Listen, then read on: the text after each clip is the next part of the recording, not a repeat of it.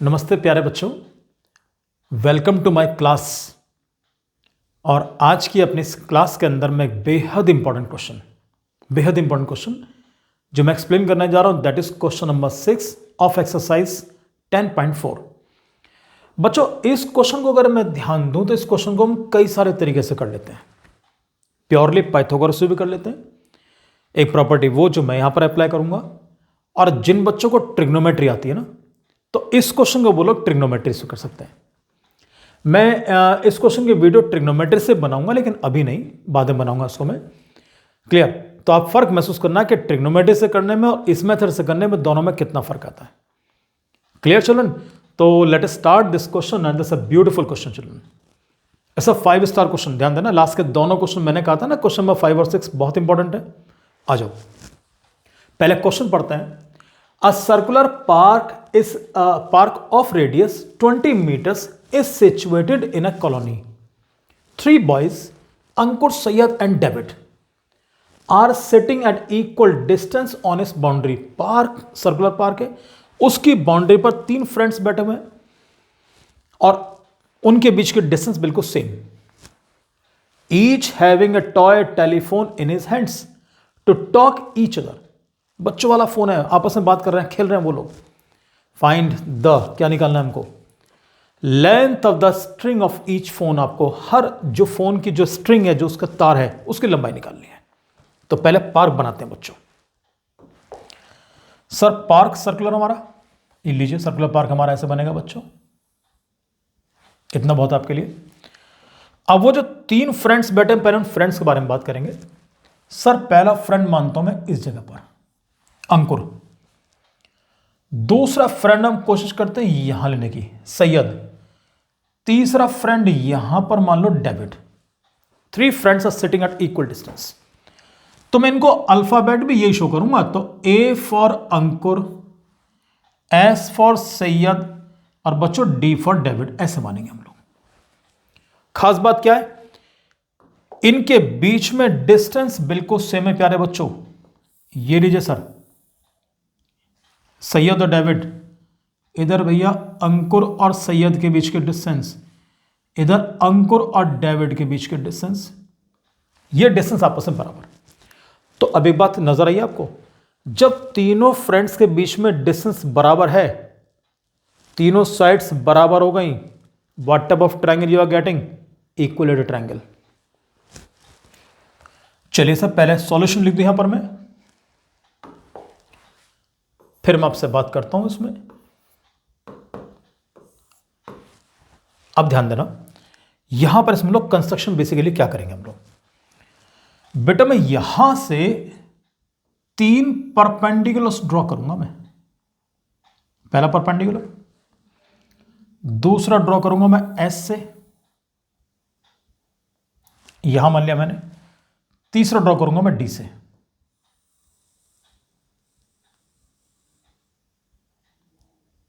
ठीक है sir, naming कर दो इनकी, जो मन करे। हम पी क्यू आर मान लेते हैं। मैंने वर्ड यूज किया परपेंडिकुलर, ये लीजिए।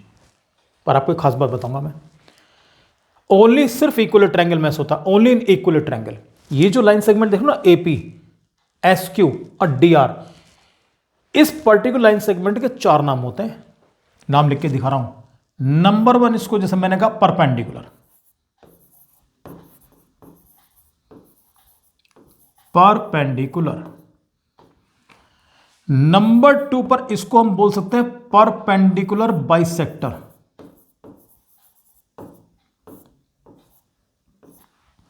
नंबर 3 पर इसको हम कह सकते हैं angle bisector.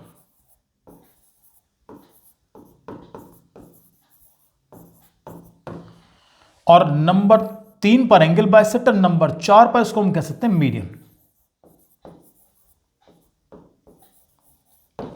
This happens only in equal triangle के। इक्वल ट्रायंगल के अंदर अगर आपने यहां से कहा, मैंने कहा परपेंडिकुलर ड्रॉ किया है, तो समझा आपने परपेंडिकुलर ड्रॉ किया है, आपने एंगल बाइसेक्टर भी ड्रॉ किया। एंगल बाइसेक्टर मतलब जानते हो, यानी कि ये 2 एंगल आपस में बराबर है, इसे कहते हैं एंगल बाइसेक्टर। इसे हम परपेंडिकुलर बाइसेक्टर भी कहते हैं कि परपेंडिकुलर बाइसेक्टर मतलब 90 डिग्री भी और S P is equal to P D B, यानी P will be the mid point. और अगर पी मिड पॉइंट हुआ तो do you know what is the name of that line segment which is obtained by joining this vertex to the mid point of the opposite side? उसे मालूम क्या कहते हैं? उसे हम ये कहते हैं। तो हम इस क्वेश्चन के अंदर पहले बेसिकली ये क्वेश्चन इसके ऊपर घूमता है, मीडियन के ऊपर। तो सबसे पहले आपको मीडियन की डेफिनेशन पता होनी चाहिए। What is a median? Median is a line segment which is drawn from a vertex to the mid point of the opposite side. Clear? ए से ड्रॉ करूंगा तो सामने साइड है एस डी, इसके मिड पॉइंट पे जाके मिलेगी। एस से मीडियन ड्रॉ करूंगा तो एस के सामने साइड कौन सी है? ए डी, उसके मिड पॉइंट पे जाके मिलेगी। और अगर डी से मीडियन ड्रॉ करूंगा तो कहां जाके मिलेगी? आर के ऊपर। और आर क्या होना चाहिए? ए एस का मिड पॉइंट। क्लियर? अब ध्यान दो, अब मैं सबको मिटा रहा हूं बेटा। अब क्वेश्चन जैसे मैं लेकर चलूंगा, अब सब बच्चे ध्यान देना। मैं मीडियन की डेफिनेशन मेंशन नहीं कर रहा, सबको पता होना चाहिए। फिर भी एक बार बोल देता हूं कि median is a line segment which is drawn from a vertex to the mid point of the opposite side in a triangle. Median triangle के अंदर बनेगी। अब ध्यान दो, how many medians are there in front of you? 3 medians. All 3 medians pass through the same point. 3 medians एक point से pass होती हैं। आई एम रियली सॉरी यार, रियली सॉरी। सारा गेम ही खत्म करने मोड में लग रहा है। लो जी, सारे डायग्रामा कबाड़ कर दिया मेरे का। अब चलो खैर जो भी है, चलिए सर। तो all 3 medians pass through the same point. इस पॉइंट से होकर पास होती हैं। ये पॉइंट इस क्वेश्चन की जान है पूरा। यह लिख के दे रहा हूं मैं बच्चों। सबसे पहली चीज के सेंस, point of intersection.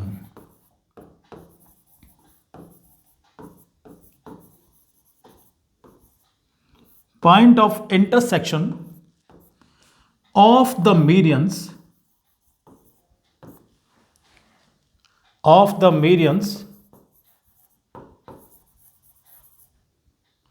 Is known as, जानते हो क्या कहते हैं उसको हम लोग? इज नोन एज, ये लिख रहा हूं मैं जरा बड़ा सा,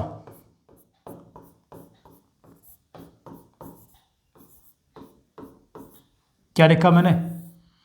point of intersection of the medians is known as centroid. Clear? कोई भी आपसे पूछे व्हाट इज सेंट्रॉइड तो आपका आंसर क्या होना चाहिए कि point of intersection of the medians is known as centroid. ये एक्चुअली पहले क्लास 7th में थे सारी चीजें आपके लिए। अब 7th में है या नहीं मुझे आइडिया नहीं इसके बारे में, लेकिन इसका यूज हम इस क्वेश्चन में काफी करेंगे, इसमें यूज करेंगे हम लोग असली प्रॉपर्टीज की। ये ध्यान देना जो मैं लिख रहा हूं यहां पर, centroid divides a median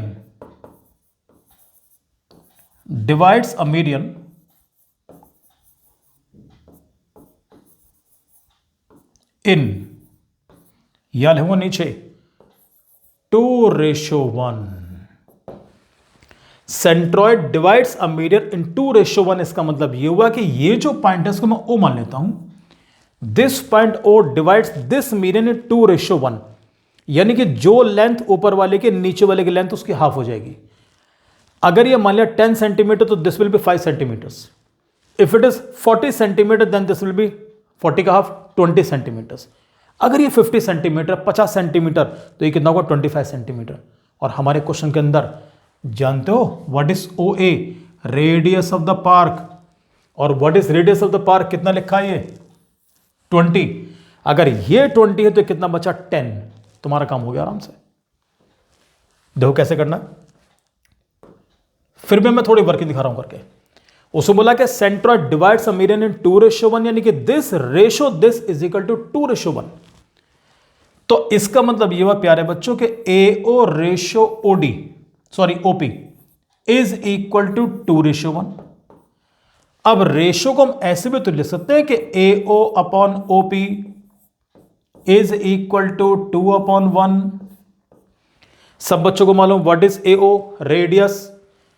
AO radius है, ओएस रेडियस है, ओडी रेडियस है बच्चों। तो भाई यहां से करके दिखा रहा हूं आपके लिए कि 20/OP इज इक्वल टू 2/1। 2 से 20 ऊपर यहीं पर ही कैंसिल कर दो, क्या बचा 10, क्रॉस मल्टीप्लाई करो, ओपी इज इक्वल टू मुझे मिल गया 10 प्यारे बच्चों। तो this OP I am getting 10। What is OS? Radius of the park, ये मिल गया 20। This is a right angle triangle, और राइट एंगल ट्राइंगल आंख बंद करो, पाइथागोरस अप्लाई कर दो। चलिए सर, मैं यहां करता हूं जी पाइथागोरस अप्लाई। ट्राइंगल का नाम क्या है? In triangle O S P, hypotenuse square यानी कि O S square is equal to O P square plus P S square. What is O S? 20। What is OP? 10। और this P S square as it is, कोई change बिल्कुल नहीं। 20 का square 400, 10 का square 100, 20 मत कर देना, और ये P S square as it is. 100 का बोरिया बिस्तरा शिफ्ट कर दो, उठा के लाओ इधर। तो भैया ये मिलेगा 400 minus 100 is equal to P S square. कितना बचेगा प्यारे बच्चों? 300 is equal to P S square.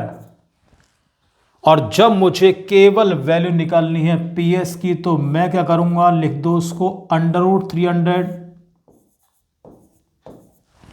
और √300 को हम कैसे लिख सकते हैं भैया? लो जी, P S is equal to, तुम इसको अगर फैक्टर्स करोगे तो 300 को I can write 3 into 10 into 10 या 3 इंटू 100। तो इसको पूरा पोस्टमार्टम कर दो, ये लिख दो जी 10 इंटू 10 इंटू 3, 10 10 या 100, 10 का बन गया पेयर। तो P S is equal to I am getting कितना बेटा? 10√3। ये मुझे पी एस की वैल्यू मिल गई। और जब मुझे पी एस मिल गया 10√3, what should be the value of S D? हमें तो ये निकालना है, लेंथ ऑफ द स्ट्रिंग। तो S D is equal to मिलेगा 2 इंटू पी एस। जगह थोड़ी कम पड़ रही, हालांकि थोड़ा ऊपर शिफ्ट कर सकता हूं, पर चलो यह भी काम हो जाएगा मेरा। तो 2 इंटू 10√3, और प्यारे बच्चों your answer is 2 into 10, 20√3 meters is your answer. It means के required length of string is 20√3। और एक बात मैं आपको एश्योरेंस दूंगा, जब इस क्वेश्चन को मैं ट्रिग्नोमेट्री से करूंगा तब कंपेयर करना कि आपको इतना बड़ा करना पड़ता है या कितने शॉर्ट में करेंगे हम लोग। क्लियर चलन? पर एक रिक्वेस्ट मेरी आपसे, जो भी क्वेश्चन आप लोग करेंगे बेटा, वीडियो देखने के बाद आपने समझ लिया अच्छी तरह से, कोई दिक्कत वाली बात नहीं है। क्योंकि जब कोई वीडियो देख के चलते हैं ना, तो क्या लगता है कि यह अच्छा क्वेश्चन समझ में आ गया। 1 घंटे बाद 2 घंटे बाद दोबारा ट्राई करो, पता चलेगा आपको समझ में कितना आ रहा है। जैसे कई बार हम कोई मूवी देख कर आते हैं, बहुत अच्छी मूवी लगी, स्टोरी क्या है, 5 मिनट आपने सारी स्टोरी बता दी, लेकिन 3 दिन बाद आपसे कोई अगर उस मूवी के बारे में पूछोगे तो कई सारी चीज़ें भूल जाएंगे आप लोग। ऐसे ही होता है, यहां पर सेम चीज़ है। करो, वीडियो देखो, क्वेश्चन ट्राई जरूर करो, 2 घंटे के बाद 2 दिन के बाद जरूर ट्राई करते रहो। इन क्वेश्चन में जितनी प्रैक्टिस करेंगे आप उतना ही कम मान के चलना। Clear children? So well, thank you very much. और उसके बाद मिलूंगा एक नई और बहुत इंपॉर्टेंट प्रॉपर्टी के साथ बच्चों। गॉड ब्लेस यू प्यारे बच्चों।